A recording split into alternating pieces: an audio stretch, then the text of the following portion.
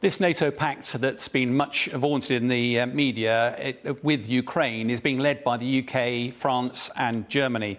Let's be clear, this is not about joining NATO. This is about coordinating military support for the forthcoming fighting season, making sure Ukraine gets the right equipment at the right time.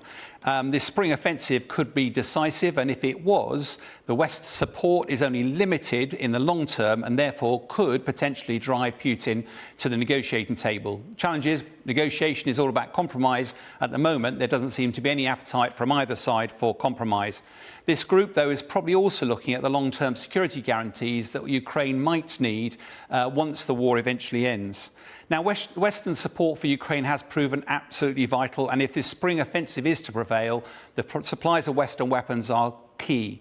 There's reports coming in now that Poland has been the first to deliver its Leopard 2 tanks, which is really positive news. However, on the flip side, it looks likely that American Abrams tanks may not arrive for up to a year.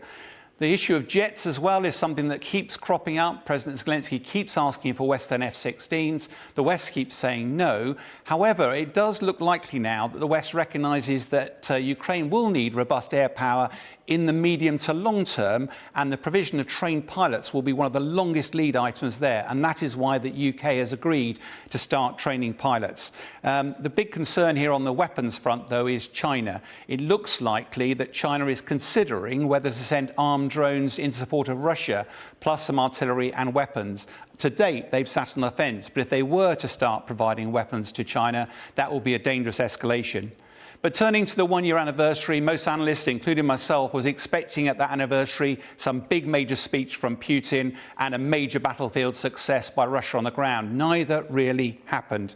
But it's worth noting that Putin had in the past, when Russia had taken Kherson, had said that is Russia forever. Weeks later, the Russians left. Likewise, he said that the Donbass will be Russian forever before they'd taken it, and still, despite many months and hundreds of thousands of lives, that has still not gone either.